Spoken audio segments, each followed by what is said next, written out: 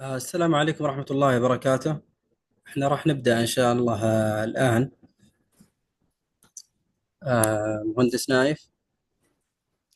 السلام عليكم. أهلا مهندس نايف. أهلا بالجميع، الله يحييكم إن شاء الله. نرحب في جميع الحاضرين، وإن شاء الله راح تكون مسجلة. This إن شاء الله will be recorded آه، للاستخدام إن شاء الله لاحقا، لأنه this lecture or this orientation will be like discussion between me and Engineer Naif regarding the clear rooms or the PE rooms in healthcare institutions or healthcare buildings. راح نعطي إن شاء الله مقدمة. We will go through the filtrations, then after that we will go to the design of the clear rooms, then what are the specifications required for compliance for the clear rooms. And in the last we will discuss the testing and commissioning for the clear rooms. معكم المهندس مشعل العامري, the founder of FMSA Association and the chairman. I worked in many hospitals as the FMS more than 12 years. With me also my colleague Engineer Naif. He is expert in the clear rooms, especially the designing, the requirement, the reference, the standards. This will be valuable, inshallah, material. We're gonna orient it, and we will go deeply to discuss the technical things together. إذا كان في وقت, if we have time after the session, we will take the questions, then we will answer it. مهندس نايف, لو تسمح لي بس عرف عن نفسك وابدأ على طول مباشرة. أولا السلام عليكم ورحمة الله وبركاته جميعا، حياكم الله. معكم المهندس نايف بن محمد الثروة. عملت في عدة قطاعات، واحد منها كان في الكلين رومز ديزاينز والبروجكتس المختصة في الكلين رومز في الهيلث كير وفي خارج الهيلث كير. وبعد ذلك انتقلت إلى الهيلث كير سيكتور، وصرت أعمل في البروجكت داخل الهيلث كير. خلال هذه المحاضرة راح نغطي مختلف الأسبكتس. We will cover throughout this seminar multiple aspects of clean rooms. We will not dive into deep details, but we will touch kind of the surface. We will scratch the surface, and we will go a little bit in some of the sub-subjects a little bit deeper. So I hope everyone will benefit and gain knowledge from this seminar. And hopefully we'll have time for discussion at the end of this. Shall we start? Yes, Engineer Michel? please, yes. Okay, so before we dive into the clean rooms and the science behind the clean rooms and the aspects of design, of classification, etc., we have to kind of build a basis, build a foundation. And this foundation, the most important tool of this foundation is... انجينير نايف, لو تسمح لي, لسه السلايدز على اول صفحة ما تحركت. ايه لسه انا ما حركتها. So to build this foundation, we need to start with the filters. So the first aspect that we will cover would be the air filters, and then we will move to the clean rooms. So we will cover multiple areas of filters, the type of filters, the efficiency, etc. So when we say filters, what we mean by them is that the tool that we use to filter the particles from the air and to deliver an air that is of a higher quality, that contains only oxygen and nitrogen, preferably, to our targeted area or to our room, whether it's an OR, an isolation, a CSSD, etc. So the air filters itself, they are structured filters made from a special material that help us remove common contaminants in order for us to improve the air quality. So this is just a simple terminology of describing the air filters. And usually when we say air filters, most of the people imagine, and the immediate thing that comes to their heads is one type of mechanism that their air filters work on, which is the sieving mechanism, which is basically when the particle is larger in size than the porous area of the filter, and thus the particles get trapped by the kind of porous area of the filter media. And this is true, but this is only one mechanism. However, filters work in 5 different mechanisms, and sieving is only one of them. The second mechanism that the filters work on is called interception, which is when, as you can see in the picture, there's 2 football players. One of the players is intercepting the ball. So the concept is that when the particle is flowing with the air, there will be a fiber, kind of fiber beam in front of it, and the particle is intercepted by this filter beam or the filter fiber. So this is what we call the interception. The third mechanism is the inertial impaction, which is when when the particle is of a heavier size. Imagine a truck going to a roundabout. When the truck is traveling fast, it cannot take the roundabout. It doesn't have the flexibility to take the roundabout due to the inertial energy. So the same thing happens with particles. When the particles are more dense, heavier, they don't take the turn with the air, as you can see from the graph here. So therefore, they are intercepted by the fiber, by the filter material, because they cannot take the turn with the air because of their density.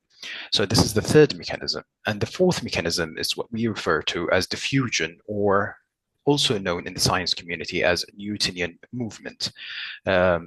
Newtonian movement happens in smaller particle, less dense particle, light particles.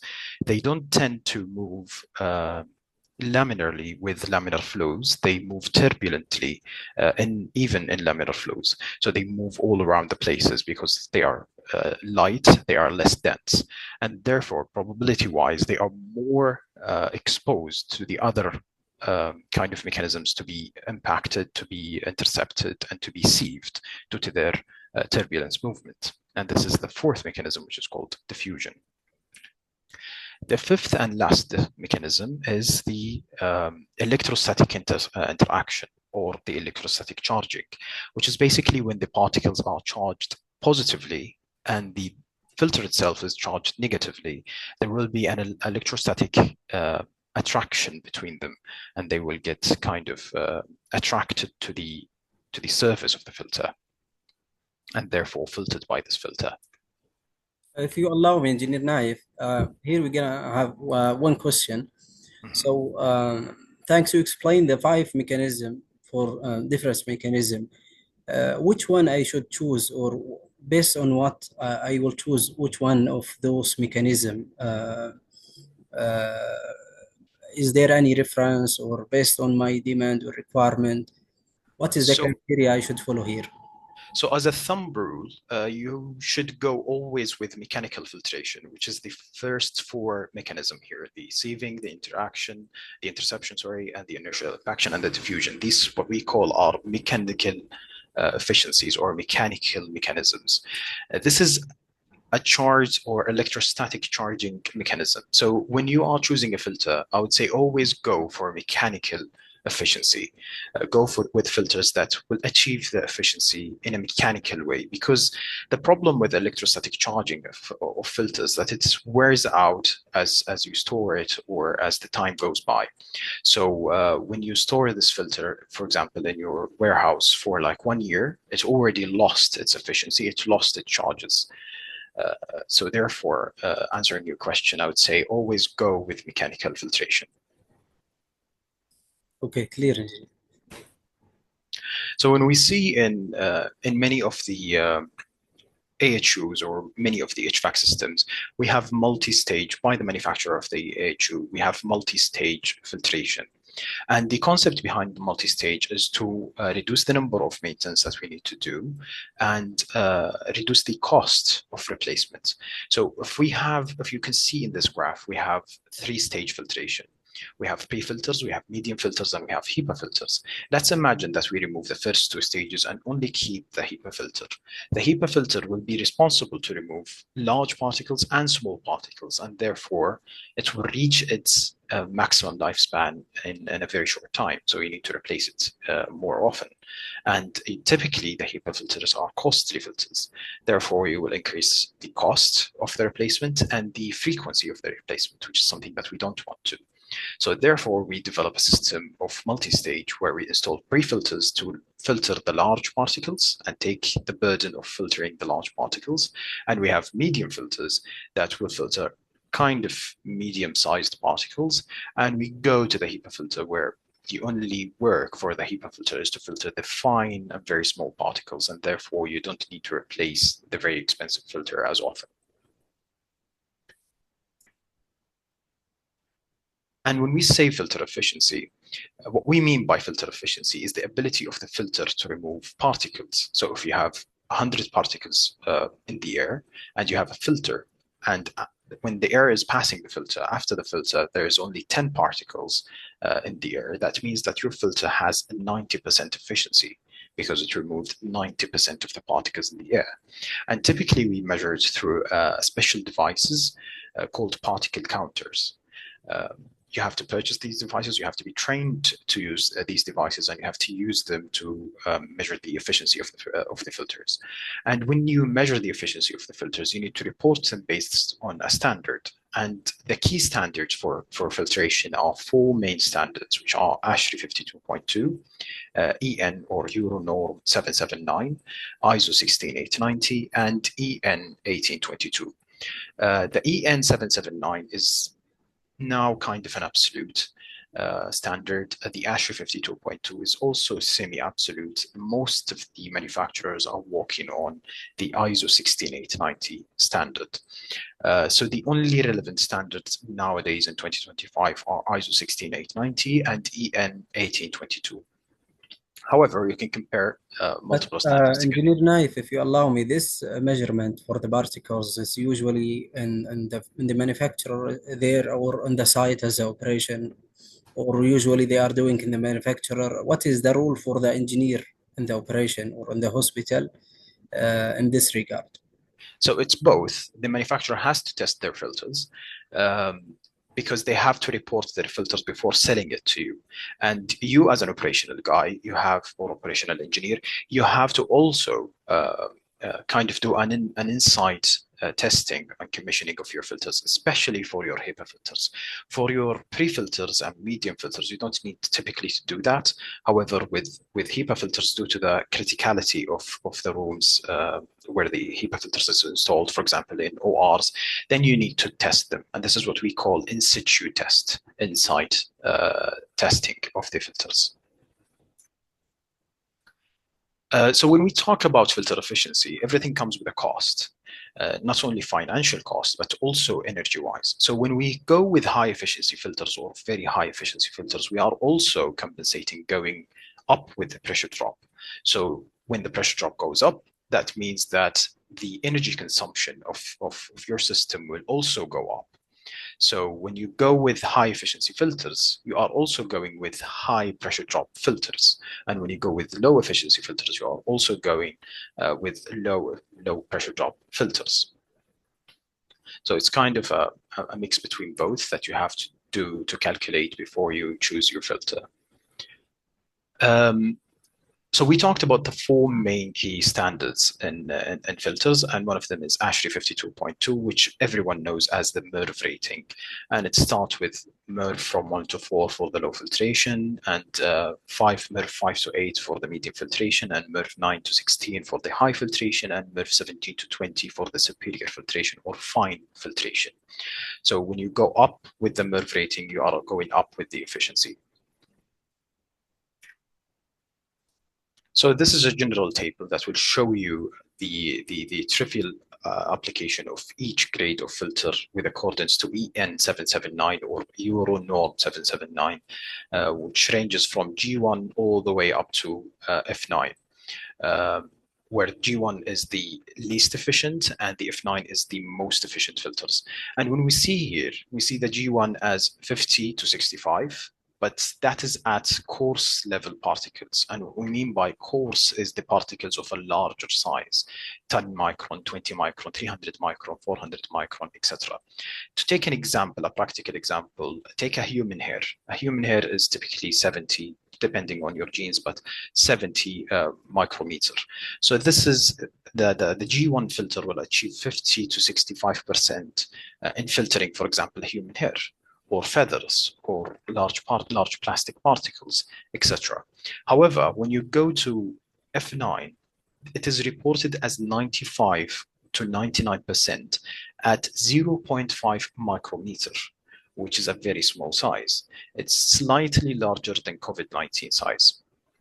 So you see that it's not only efficiency, but you have to report the efficiency at a specific size. And when the standard of ISO 16890 came, it came to kind of unify the reporting of efficiency of filters based on three simple categories: APM 10, APM 2.5, APM 1. What we mean by APM 10 is the efficiency at particle sized 10 micrometer and higher, and APM 2.5 is particles efficiency at particle size 2.5 and higher, and APM 1 is particle sizing 1 micron and 0.3 micron to 1 micrometer. So this is the reporting or kind of the classification method that they followed in ISO 16890. And this is just a kind of a practical example, cross-referencing the EN 779 with the ISO 16890. So if you are used to the old standards of Euronorm 779 and you want to switch to ISO 16890, this is kind of a comparison table that you can use. So when you have a G1 with accordance to EN 779, you are more or less working with ISO APM 10, 40 to 50%. And the list goes on for all of the grades of the filters until you reach the F9, which is reported in the ISO 16890 as APM 190 to 99%. So which one we should choose, Engineer Naib, EN, or we should go through ISO? And what is the difference? Yani, if I go with ISO or with EN? I would say ISO is more confusing, however, it's more accurate. So when you are reporting at G1, you see here in the ISO, it's between 40 to 50. So if you purchase a filter and the filter is rated as G1, you don't know, are you getting 40% efficiency or are you getting 50% efficiency? It's kind of unclear. But with the ISO 16990, it's more specific. So it will be reported as, in the filter, it will be stated as ISO APM 10, 40 or 45 or 43 or 44, etc. percent. So it's more accurate, however, it's more complex. So I would say you can go with both. If you are familiar with ISO 16890 and you see it as a simple standard that you can follow, you can go with it. If you are familiar with EN 779 and your supplier is still using EN 779, you can go with it. Most of the time, most of the suppliers are reporting their filters in both standards. So you will see it as G1, and between brackets, you will see the ISO 16890 rating. And typically you want to start with this range, G1, G2, G3, G4. I would recommend starting your stages with G4 and then moving to either M6 or F7, F8, depending on your criticality of the room. And then finally, in critical rooms or clean rooms, you go with the HEPA. This way you will achieve the most cost-efficient way. It's clear, Engineer. Just one question, because you mentioned the supplier. So, there are multiple suppliers for the filters and the HEPA filters, all filters for the clear rooms. So, as an engineer in the facility, what are the requirement or the minimum requirement I should make sure it is provided by those manufacturer, or it is available by them? They are complied or no?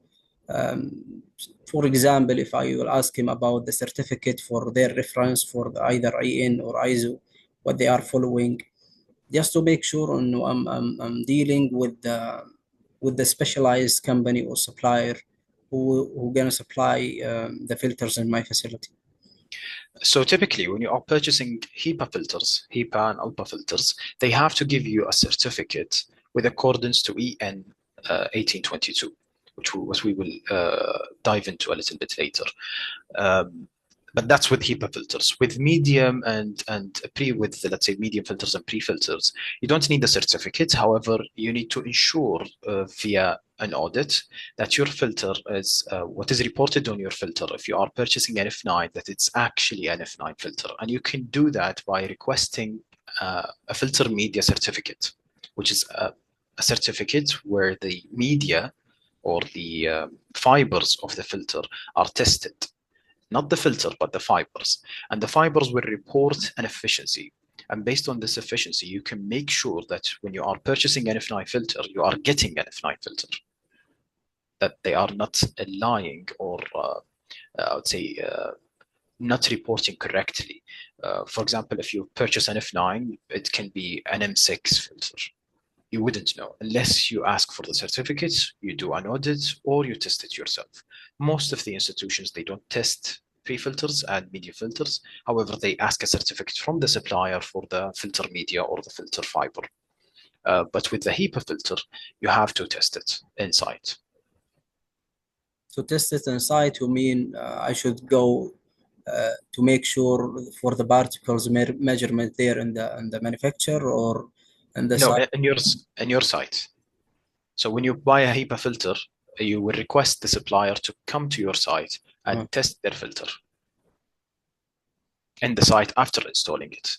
So after installing it in the OR, in the operation room, they will come and they will inject aerosols, what we will come to the mechanism of testing, and they will test the filter for you in your site to make sure that the filter is reported accurately. But you know, يعني as operation, this is some kind difficult to do it in the OR or operating rooms for all the filters. Is there any specific like random testing, or that will be enough if he provide me such certificate from the manufacturer? He did this Yes. testing in the yes. Yes, you can take an alternative road and you ask the supplier itself or the vendor itself for a certificate that they will test the filter after manufacturing the filter. They will test the filter in a HEPA testing machine, and they will generate a report, and they will give you this report with the serial number of the filter, so you know that this report belongs to this filter. So that would be enough, but for more precaution, he can ask them to test it in the site. Correct. Correct. Yeah. And this is what the standard that we just talked about, which is the standard related to the high efficiency filters, which is the Euronorm 1822. And typically, most of the people only know HEPA filters. However, the standard covers 8 grades of the filters, starting from EPA, going to HEPA, which is 99.97, and all the way to ULPA, which is 99.999995, ULPA 17. And ranging from different micro size of the particles. So if you see in this table, the standard starts from E10 all the way to ULPA 17. EPA filters, HEPA filters, and ULPA filters. EPA filters starts with efficiency of 85% at the micron size, at the particle size of 0.3, which is a very difficult particle size. It's a very difficult size to filter, and it's slightly larger than COVID-19. However, when you go to ULPA filters, these filters are measured and manufactured and tested at 0.12 micron, which is kind of the exact size of COVID-19 virus. So if you want to capture COVID-19, you would go with HEPA filters or ULPA filters. You don't go with EPA filters, for example. And you will achieve this efficiency. For example, starting from H13, you will achieve an efficiency of 99.97%. With HEPA H14 grade, you will get 99.99%. Engineer, for HEPA filters, we have H13 and H14. Correct. The first one, which is 99.97, and the other one is with high efficiency 99.99. So which one I should choose, and based on what? So typically, when you have a higher airflow in your system, in order for you to achieve a certain ACH, a certain air change per hour in your OR, and you cannot lower the velocity of the air, you would go with H14. And with higher velocity, the H14 will achieve an H13. The efficiency will degrade. However, it will withstand higher velocity of air. So it depends on your situation. Do you have a low velocity HVAC system? If you have that, then you go with H13. If your HVAC system is poorly designed, then you have a high velocity, high CFM that has to go through a smaller area. Let's say that the area, the LAF unit that you have, the laminar airflow unit that you have is, let's say, 1.2 by 1.2 only, and you have a large volume of CFM flowing through this area, then you would go with H14 to achieve an H13 efficiency. With the increase of air velocity, it makes it difficult for the filter to filter the particles, and therefore the efficiency will drop. So if I select one of them, that's gonna be enough, or it will be Yes. with the requirement? Yes, typically you would go with H13. In special cases, you would go with H14. And in extreme cases that we don't see in healthcare sector, you would go with the ALPA. But we don't see that in healthcare, we see it in other sectors. But in healthcare sector, you move between H13 and H14, and the price difference between them is very minimal. So you can, if you want to be very sure, you can go with H14. If you want to stick to the minimum, you can go to H13. And engineer, if you allow me, also I'm gonna ask you regarding, because we have high efficiency filters, the HEPA filters and ALPA filters. So what is the technical difference between ALPA and HEPA filters? It is the efficiency. The ALPA filters have a higher efficiency. They are, all of these grades are mechanical filtration. They are mechanical. They use mechanical mechanisms to filter the particles, not charging. However, the difference is in the fibers itself. The H13 and H14 fibers are slightly different than the ALPA 15 and ALPA 16 and ALPA 17 fibers. So the ALPA is kind of a more efficiency filters reported at a smaller micron size, while the HEPA filter is for common use in healthcare with, I would say, with a higher quality filter media or filter fibers, but they are reported at 0.3. So it's a difference between, the difference is only efficiency. There's no noticeable difference in structure or anything else. But also the efficiency, it's almost the same. If you see the H14, it's almost the same for ALPA filter. And mostly we can see very clear in our in the hospitals they are installing the HEPA filters, not the ALPA filter. Correct. In that regard, that's related to the cost. Is it costly? Yeah, it's cost, and plus it's pressure drop. When you go from H to H14 to ALPA 15, the pressure drop increases a little bit higher. So your energy consumption in your facility will be a little bit higher. And to avoid all of that, you just install H14 because this is what's the standard states. This is what ASHRAE 170 states. This is what ISO 14644 states, that you need to use either H13 or H14 filters. But in other sectors, let's say semiconductor manufacturing, they need an even cleaner room. They need to remove nearly all of the particles in the air, and therefore they go with ALPA 15, ALPA 16, ALPA 17, but they are very costly. Clearly. The ALPA filters are very costly compared to the HEPA filters. Clear. And one other aspect that we have to look at when we are choosing the filter for our clean room is the dust holding capacity. And what we mean by the dust holding capacity, to put it simply, it is the lifespan of the filter. How much can the filter before the filter reaches its maximum lifespan, before the filter is clogged, before it reaches its final pressure drop.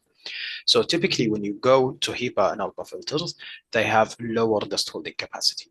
When you go to high efficiency filters, F9, F8, F7, they have a little bit of a higher dust holding capacity. When you go to medium efficiency filters, M6 and M5, you have a high dust holding capacity. And when you go to pre-filters, they have the largest dust holding capacity, and therefore they live the longest in your system. So we talked about testing the HEPA filter either during manufacturing, after manufacturing, or in situ, or in the site. So typically the method of testing goes the same, whether you test it in the site or whether you test it by the manufacturer.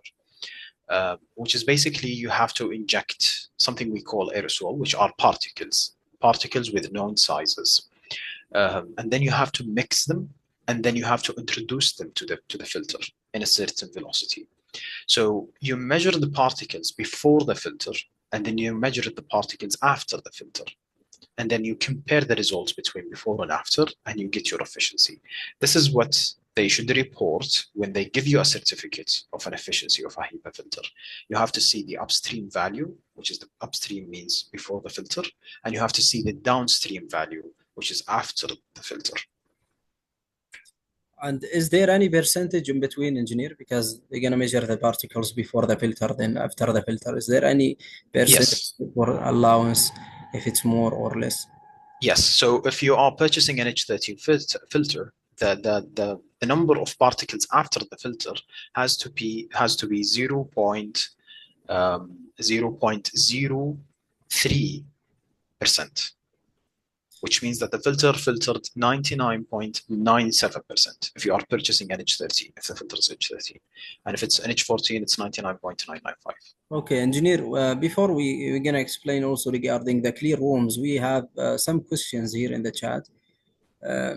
I think we still have time to answer them. But Go. also, I will ask you the last question, which is في سؤال متكرر هنا repeated questions regarding the frequency when we should replace the HEPA filter. Because as you know, as per the local authority SEBAHI standards, in the domain of the OR, there is a standard stated that you should replace or change the HEPA filter in the operating rooms as per the manufacturer instruction. If you go back to the manufacturer instruction, he will refer also to the TPS differential pressure switch, and also some of the manufacturer instructions they mentioned a period of time which is semi-annually to annually. So what is the clear answer here based on the standards? Because these questions I heard in many hospitals. Should we change it every 6 months, or we should go with 1 year or 2 year, whatever? What is the frequency? What is the clear answer when we should change our HEPA filters in the operating rooms? Well, unfortunately, there isn't a clear answer unless you are equipped in your hospital. So if you have a DPS, differential pressure switch, or a DPT, differential pressure transmitter, then you can measure the differential pressure of the filter. And typically with HEPA filters, when you reach 2-inch water or 500 pascals, then you need to change the filter. However, let's take an example where you don't have this DPS. When should you change it? I would say the maximum you should change. You can kind of tell if the filter reaches its final pressure drop by measuring the air velocity. So if you go take an anemometer and go beneath the filter and measure the air velocity, and if it drops between lower than 0.4 meter per second, then you have to change the filter. Then the filter is clogged. However, you should never exceed 12 months. You should never exceed a year, because the filter fibers will start shedding particles after 1 year. If you go and look at studies, you see that these filter medias or fibers, they will start shedding after 1 year, shedding particles. So actually the filter will start to harm your environment rather than improve your indoor air quality. It is like lifespan for the filters. Maximum 1 week Exactly. it will start shedding. Exactly. Even if it didn't reach its final pressure drop, it will start shedding. Okay, Because of so engineer, if you allow me, the clear answer here is, by the way, there is no, correct me if I'm wrong, Engineer Naif, there is no single standards or reference mentioned period of time when you're gonna change your HEPA filters. Yes, in the manufacturer instructions, but this is not reference. They mention 6 months to 12 months, but the clear answer on that is based on the signal from your TPS through Correct. the BMS system. Maximum 1 year, you should change the HEPA filter, not because it is clogged or because it is there is drop efficiency in the HEPA filters, because the shedding, as explained by Engineer Naif. Because after 1 year maximum, once the HEPA filter gets installed, and there is airflow coming through, the shedding will start maximum 1 year. You have to change it, even if the HEPA filter is still new. But since the filter is installed, then you have maximum 1 year. Before 1 year, yes, you can change it, but if you receive a signal from the BMS through the DBS system, so you will make sure that you install the DBS to see the differential pressure in between, then to monitor also the status of your HEPA filter in the operating rooms or whatever, even in the isolation rooms, it's the same thing. Correct. Engineer Naif, there are some questions here in the chat. If you can see it, then we will go to the clear rooms. But احنا أخذنا general orientation regarding the filtrations, the filters, the efficiency, and what are the mechanism for the filters. Now we will go to the clear rooms, but before that, we will answer some questions we have here, Engineer Naif, in the chat. Yeah, so I see the first question says that when should we use the multi-filter in clean rooms? I would say always use multi-stage filters in clean rooms. And how many tests should HEPA filter subjected to? At minimum, one test per one HEPA filter. And you can take sample test. If you are doing inside test, if you have 5 filters in an OR, you don't need to measure all of the 5. You can measure one and approximate the value to all of the 5. Is it acceptable to use a VRF system in patient rooms? I'm not sure what you mean by VRF. ALPA is after COVID. I'm also not sure what you mean by ALPA after COVID. But yes, ALPA is used for during COVID-19 more heavily than the HEPA to filter the COVID virus. In operation theater, I also don't understand the last question from Mohammed Moin. Okay, so we can give them time after the if we still have time after this session, so we will allow them to go and to ask through the mic, better to Sure. understand their questions. Sure. So now to the main course, which is the clean rooms. And we will talk about the applications of clean rooms. We will talk about the designs of clean rooms. We will talk about the classification of clean rooms and relative standards and how you should, what standard you should follow based on what phase you are in designing your clean room. So we have many applications for the clean room. And first of all, let's define what a clean room is. And I think that the best definition for a clean room is a clean room. It's a room that is clean, where the air in the room has only oxygen and nitrogen and no other contaminants or airborne particles.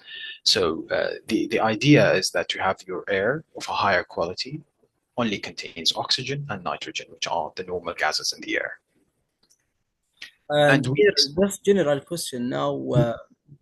We know this, the clear rooms means the clear rooms in the hospitals, and even for the other industrial, like out of the healthcare buildings, we can call also the clear rooms, and we have also the PE rooms, the protective environment rooms.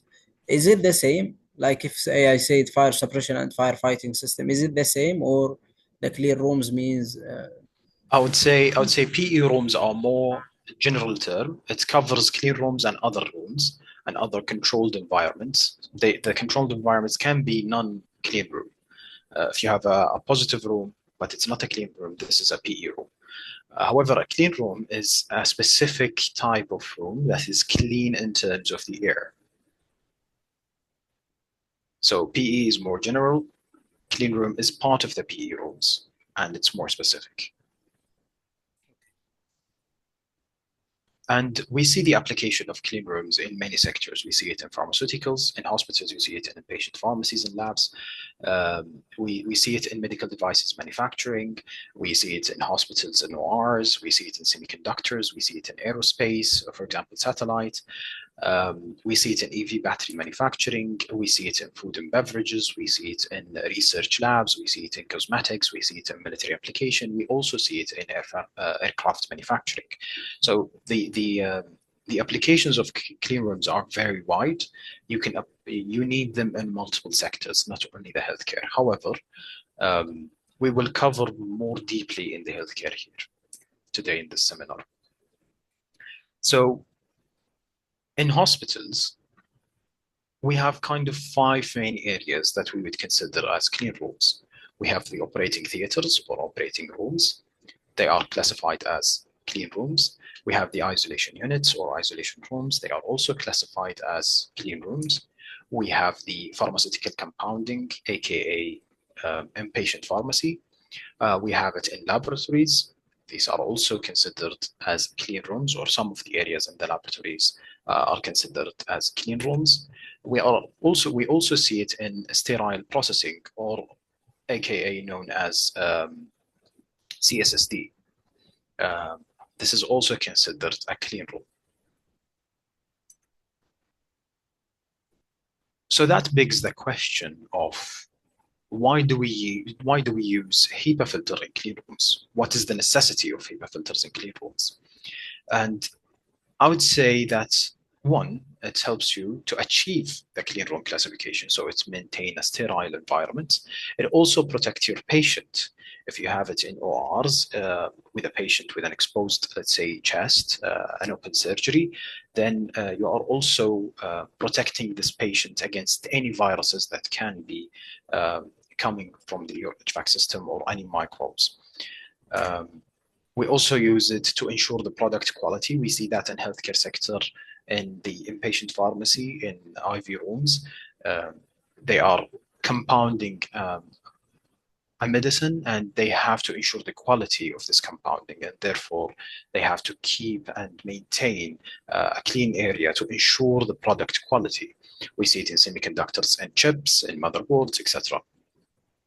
We also use HEPA to comply with regulations because regulatory bodies require you to use HEPA filters such as MOH, SBAHI, etc.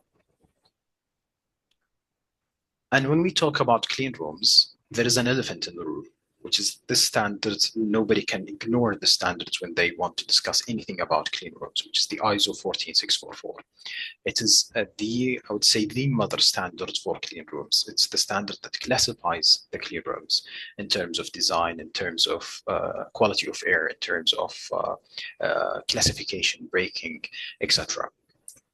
So we will dive a little bit deeper into it. So when we say classification, the standard ISO 14644 classifies clean rooms in 9 categories, starting from ISO 9 all the way up to ISO 1, where ISO 1 is the cleanest room and ISO 9 is the dirtiest kind of room. So above ISO 9, it's not considered a clean room. And they used the particle counting as their method of classification. And they used 2 sizes, 0.5 micrometer and 5 micrometer. And basically what the standards tells you is that you have to measure the particle inside of your area to classify what type of room you have.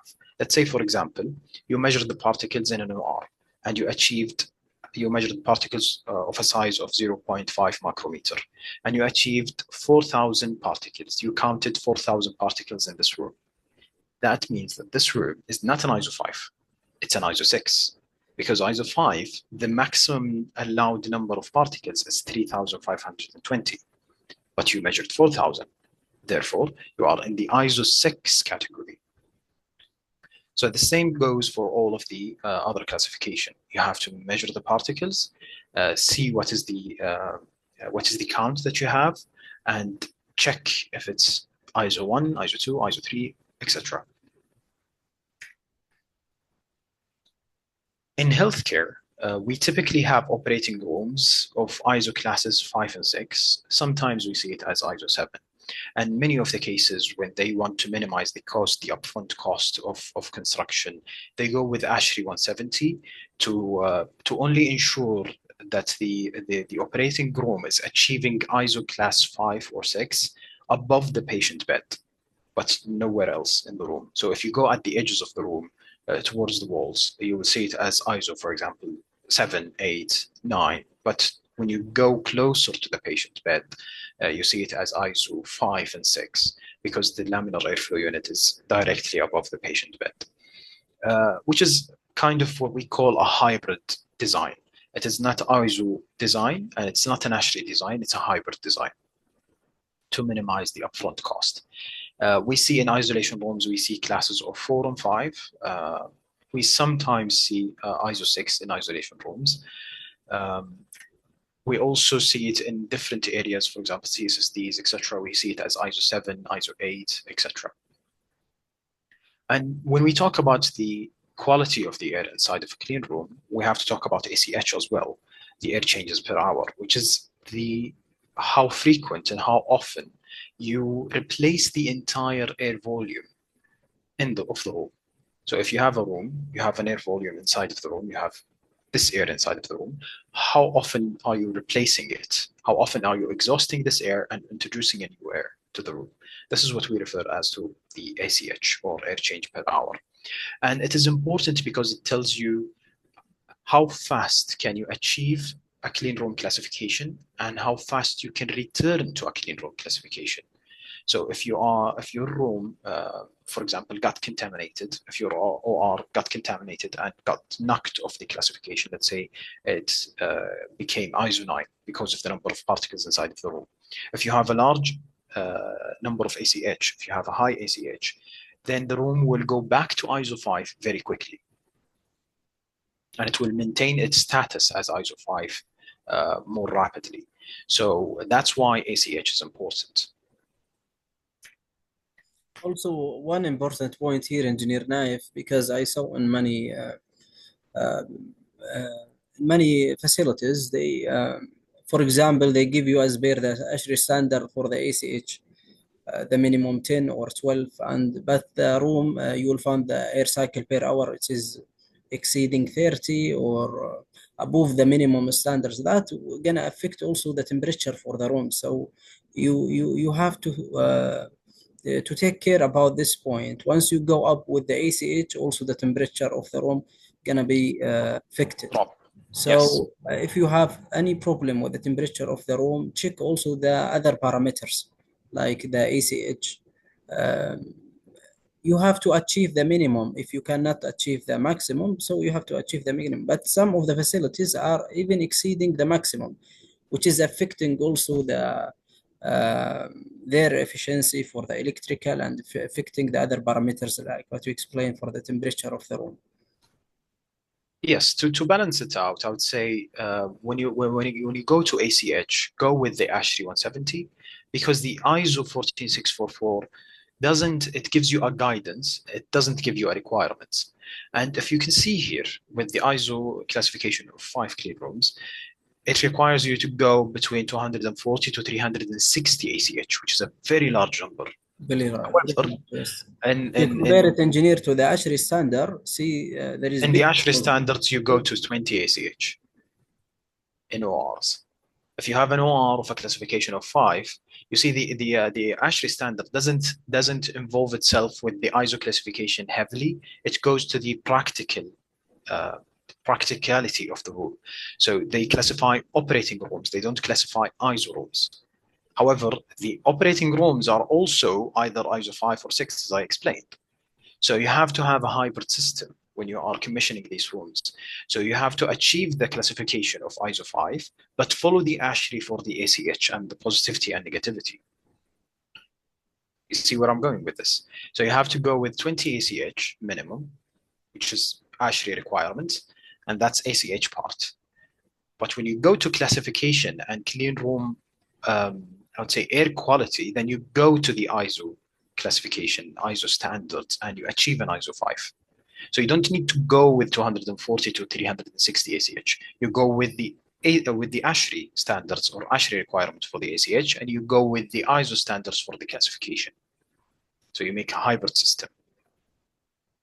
So this is just a comparison table between the two standards. Actually, it does not involve itself in the classification of the room. It involves itself with the ACH of the room and the positivity and negativity of the room and the type of filters you choose in the room. This is what you will find in ASHRAE 170. What you will find in ISO 14644 is a guidance towards how to achieve an ISO classroom, how to achieve a clean room.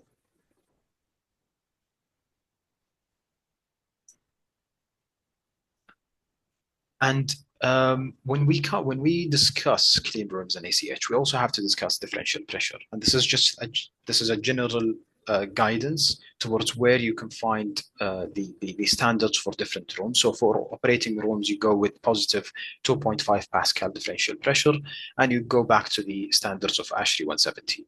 With the sterile compounding room, you go with 5 Pascals accordance to USP 797 and not ASHRAE, because ASHRAE is not involved in inpatient pharmacy. It's not involved in compounding areas.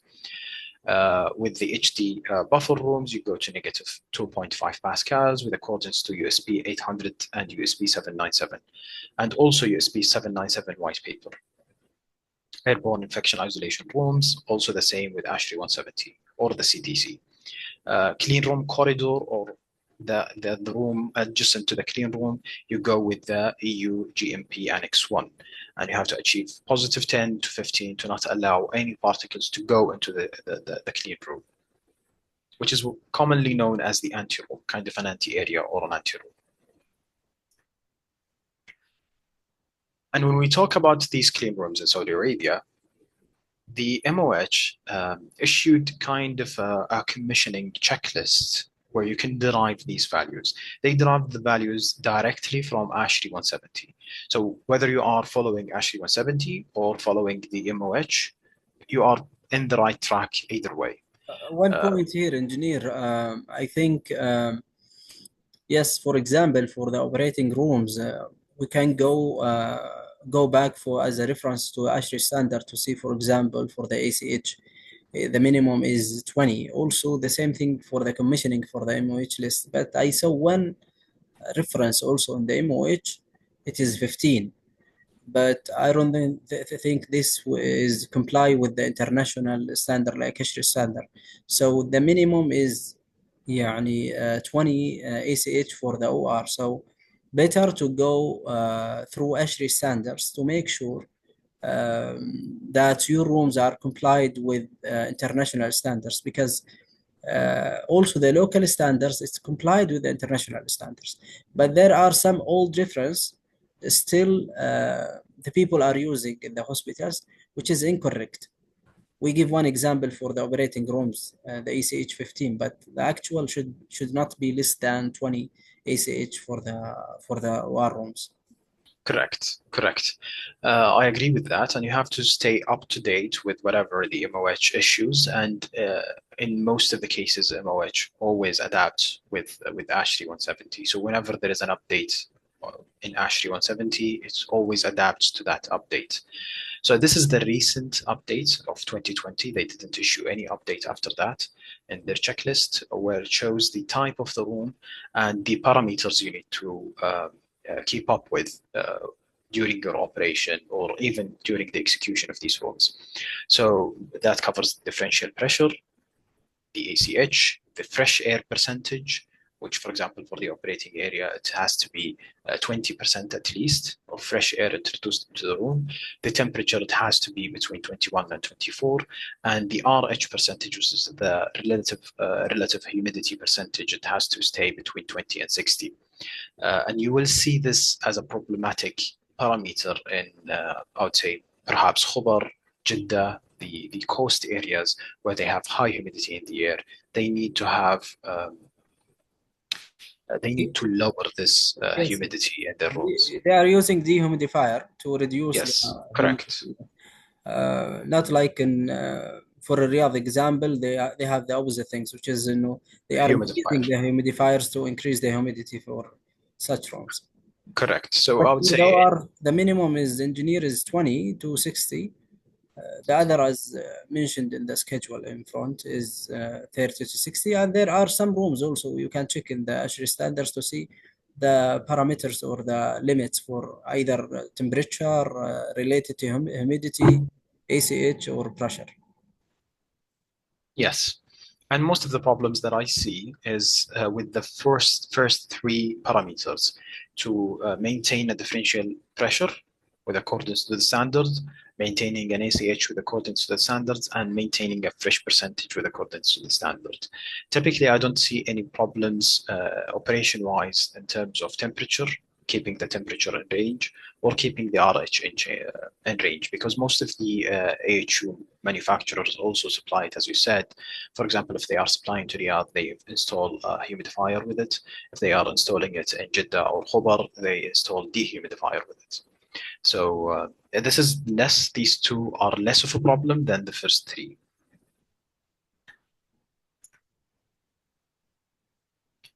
And typically, when I go to clean rooms, either in healthcare or any other sector, I see three most common mistakes in ORs. Engineer Naif, sorry, but before we move on, I have the last question regarding the OR. We hear that question many times, which is, if the filters fail in the OR, means that the OR we cannot use it. It is failed, or what? This is a very good question. Um, Let me rephrase it to this. If one filter fails in a clean room, does that mean that the clean room is failing? And the answer is no, definitely no. If you have 6 filters in your OR, clean room, whatever, and one of these 6 is failing, that doesn't mean that the whole room is failing.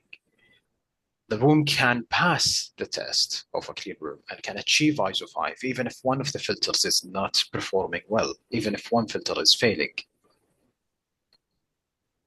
But if the room, and also vice versa, if the room is failing, that doesn't directly mean that the filters are failing. The filters can be operating normally, but the room is still failing to achieve an ISO 5. And that has to be with many other reasons. For example, poor design, high airflow through the duct system. Perhaps you have a machine that is shedding a lot of particles or generating a lot of particles in your OR. So typically when the medical team chooses their equipment, they choose an equipment from reputable manufacturers that design it with non-shedding paint, non-shedding moving parts, etc., to ensure that it doesn't affect the OR or the clean room.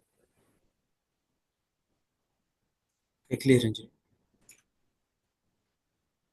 So yeah, the 3 most common design mistakes that I have noticed is that poorly designed laminar airflow units. Either there is gaps, there is leakages in the laminar airflow units. You can read a large number of particles if you have your particle counter device around the edges of the LAF unit or laminar airflow unit.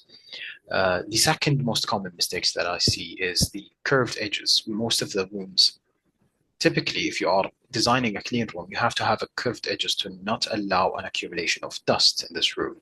So in most of the rooms that I have been to, they have sharp edges. They have flush doors, but they have sharp edges of the walls and the ceiling, and that is a mistake design-wise. There are Also, many requirements, engineer, here for the OR and also for the isolation rooms, the clean rooms in the hospitals. Not only the sharps, also the direction for opening the doors. And the isolation room should go inside, and the OR should be the opposite, go outside. Plus the interlock doors for the isolation room between the NT room and the patient room. So for the designing, there are many things should be complied, considered. considered, and during the designing. Otherwise, it will be additional cost as the operation once you if you don't take those considerations during the designing stage. Also, as mentioned by Engineer Naif, also the sharp edges, that this is not acceptable and should be curved. Correct. And we see also mistakes in the flooring as well. The flooring, as per the ISO, it should be of a special type of an electrostatic discharge flooring, epoxy flooring, etc.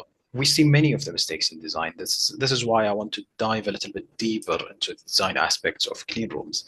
And when you are designing a clean rooms, these are the 5 kind of common. I'm talking clean rooms only, not the supporting systems like the safety systems, etc.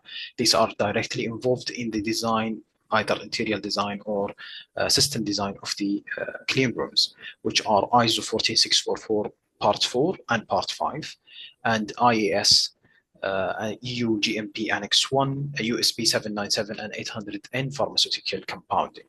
So if you are designing a clean room, you have to be familiar with these 5 standards, with their annexes, with their white papers, to enable you to choose the correct design, the correct flooring, the correct surfaces of So, inside of the clean engineer, room, what is the etc. role? What is the role of the facility engineer in operation to make sure his clean rooms are complied with the standards and with the related requirements? Because I believe those standards you can use them, most of them, in the manufacturing and also in the designing the rooms before the operation.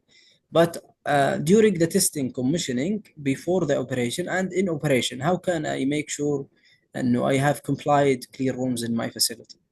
So during the commissioning, you also have to be familiar with these 5, because how would you commission a room that is designed based on these 5 standards without being familiar with these 5 standards?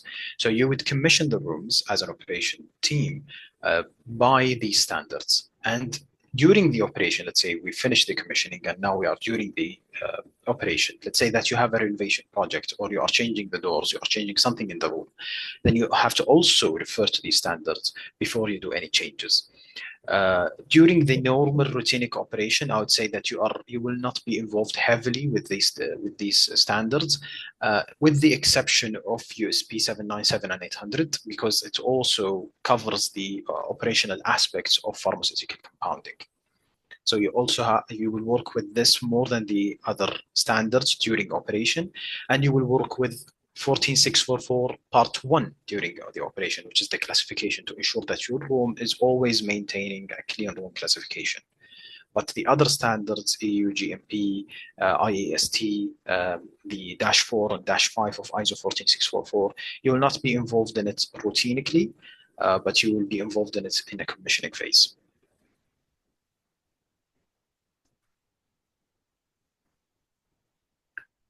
So you have mentioned, Engineer Mishal, different phases of, let's say, the lifespan of these clean rooms. And if we will break it down into 5 phases: planning, design, construction, commissioning, and operation, these are the standards that you typically should refer to before you are designing your clean room. So when you are planning, you will go to FGI, you will go to ASHRAE 170, you will go to FMSA 99 and 101. And during the design, you will go with ISO 14644-4, as I explained, ASHRAE 170 for the HVAC system, IAST, EU, GMP Annex 1. That's during the design. During the construction, you have to also follow similar standards to the standards of the design, but you would also add NFB 70 and NSI ST 79.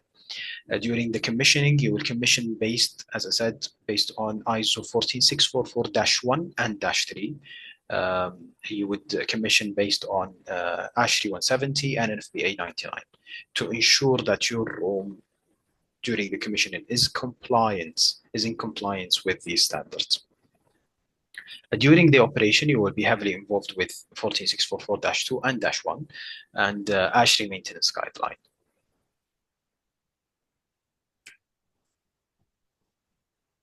Now we go to the clean room testing. We have mentioned clean room testing, clean room testing, clean room testing. How do we do it? Typically, what you need to do is first identify, you have to understand, not identify, but understand the sources of contamination in your clean room. So the 3 main sources of contamination is humans. In this, in the case of healthcare sector, it's the doctors, the nurses that are inside of the OR room or the isolation room, or the patient in the isolation room. He is a contamination source. The machines that you are using, and the chemicals that you are using. If you are using any type of chemicals, they are emitting odors, and these odors are particles. So when you go with the testing, you have 3 phases of the testing. You have the pre-test preparation, you have the particle counting, and you have the documentation. And you have different kind of way to go around in each phase. But when you do the testing, you need, as I said, special equipment. You need particle counters, you need anemometers, you need airflow measurement devices, you need differential pressure gauges, you need temperature and humidity sensors. all of these devices are needed before you start doing any type of test in your clean room. And when you go and start with the testing, you have to first identify what type of test you want. So the ISO 14644 has 3 types of tests: as built, at rest, operational. So as built is done usually by the company or team that is designing and constructing the room. And at rest is the first commissioning phase when you install your equipment, but there is no doctors, no one is inside the room. Then you do the at rest test. And operational is when the room has the doctors inside. There is fully equipped. The room is fully equipped, and now you want to test the room to ensure that it is a clean room during the operation. And this is the burden of operation team. And engineer, even if we have the features for measuring automatically the ACH in our pressure monitor screen installed outside, also we have to check and validate also the numbers by balometer to check the ACH, to see the CFM, and to calculate it manually to make sure that our systems are detecting exactly the accurate number, or sometimes also the location of the sensors, sometimes the opening and closing for the dampers. Many factors can affect also the auto readings in the pressure monitor screen. Correct. That's why you should always do your testing yourself to Manually. ensure that your systems or your gauges or your monitors are working correctly. And typically, they have to be calibrated every year. For example, for airflow measurements or particle counters or pressure monitors, etc., they have to be calibrated every year. So the supplier or the vendor has to come every year and calibrate their system, update the firmware of the system. And this is very important point, Engineer Naif, because yes, there are systems installed inside, and it's moving with the readings. Everything is okay, but the calibration is not maintained. So we have also to maintain our calibration in our devices and screen to make sure the readings that we are getting from those screen or monitors are the correct reading. Correct. So that's why I highly suggest that whenever you purchase any device, you have to request a calibration certificate to know when the calibration has been done on this device, and it has to be done with approximately within the same month that you receive the device, to ensure that you are not paying money for something that needs a calibration after 1 month. And these are the test types that you have to do inside of your clean room. So the first one is airborne particle concentration, which is the particle counting. You have to have a particle counter, and you have to refer to ISO 14644-1, part 1, to ensure what type of clean room that you have, or if you are complying with the type that is in the design. So let's say that you designed your OR to be ISO 5, then you will do the test, you will do the particle counting, and refer back to the table that I explained earlier and check if it's an ISO 5 or not.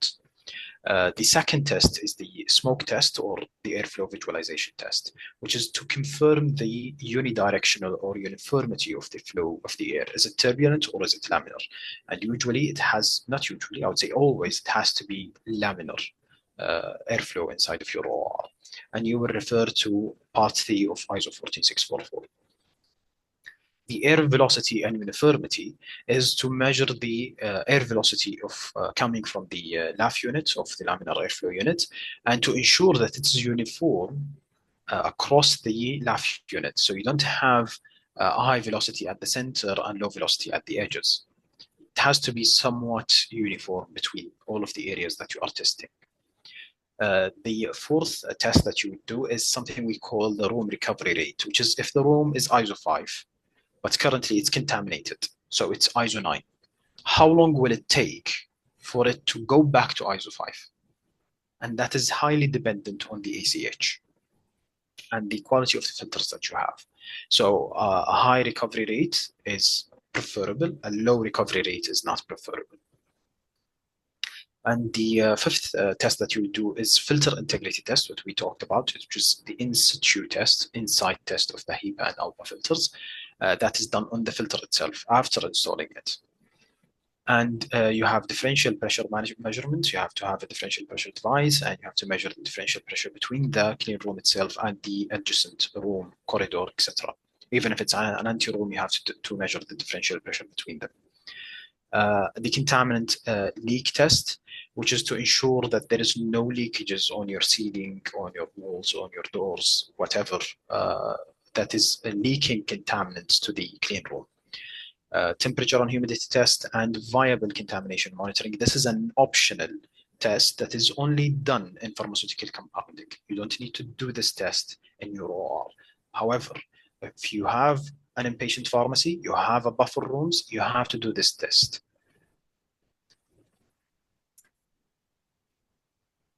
And this is a step-by-step testing, clean room testing, which is first you define the scope, and you have to refer to ISO 14644 part 1, and then you measure the particle, you do the air visualization, you do the air velocity and volume testing, you do the recovery rate testing, you do the filter integrity testing, also known as DOPE or POW leak test. You do the differential pressure and optional tests like what I mentioned, which is the viable count. And this is the frequency. This is, of course, when you are designing a new room, when you are in the designing phase or the commissioning phase, you have to do all of these tests for all of your clean rooms.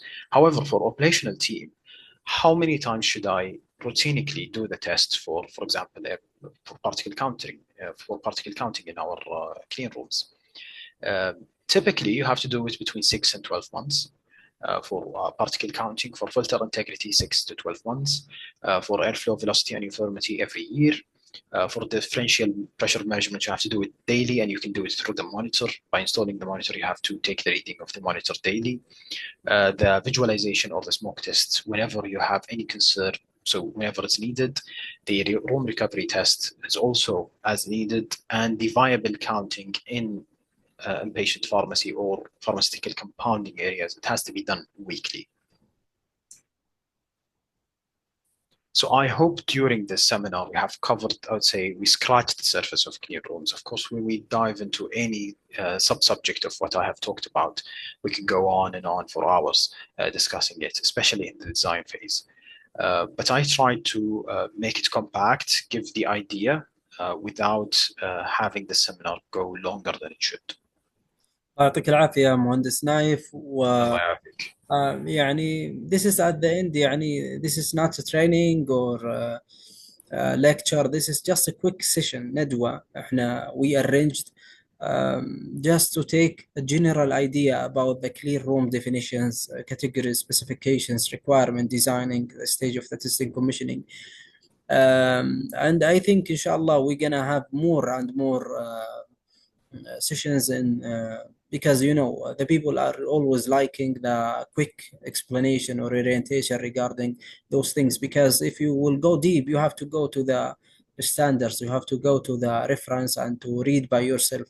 But that's good and valuable to see how are these clear rooms are, I will not say complicated, but also there are many of factors, many aspects that you have to look into and to see and to check and to verify and to go back to the related standards even before the installation stage. Like what we also stated in our orientation, there are also a lot of things to be happened in the manufacturing, and you have to as the operation engineer also you have to verify, you have to ask some certificates to make sure in your clear rooms in your facility are maintained and also are complied with the regulations and the standards. I think we still have 15 minutes, Engineer Naif. Uh, we can go back to the questions and answer them, or إذا تفضل مهندس نايف إنك. Yes. So I see a question here, a very good question from Muhammad Mubarak, which is HEPA filters, are they effective against chemical items? Or I think what he meant is chemical contaminations. I would say no, you have to go to carbon filters for that. with the chemical or odorous contaminant, and with the smoke. If you have any type of canteen or cooking in your hospital, you have to go for different type of filters. So with the smoke, you would go with electrostatic filters, electrostatic participators, and with the chemicals, you have to go with carbon filters. And the carbon filters are selected based on the chemical that you have. I believe in we're gonna have also many questions in that regard, so I prefer to communicate us through the FMSA channels, and we're gonna answer any question related either to the HVAC system or any aspect that's related to the facility management in healthcare institutions. So thank you everyone, thank you all, and إن شاء الله إنه استفدتوا جميع المحاضرة هذه. Sorry, this يعني was in English because we have attendants also. They cannot speak Arabic, so I believe إنه the English يعني it will be more valuable and to everyone to understand what we are saying in this orientation. Thank you all. الله يعطيكم العافية. وإن شاء الله هالمحاضرة it is recorded. ممكن تستفيدوا منها أيضا في أوقات لاحقة مناسبة للناس اللي ما حضروا أو اللي ممكن إنه يعيد ويستفيد. الله يعطيكم العافية. شكرا مهندس نايف جزيلا على العفو. المعلومات القيمة. حياكم الله جميعا. شكرا جزيلا. العفو، حياك الله.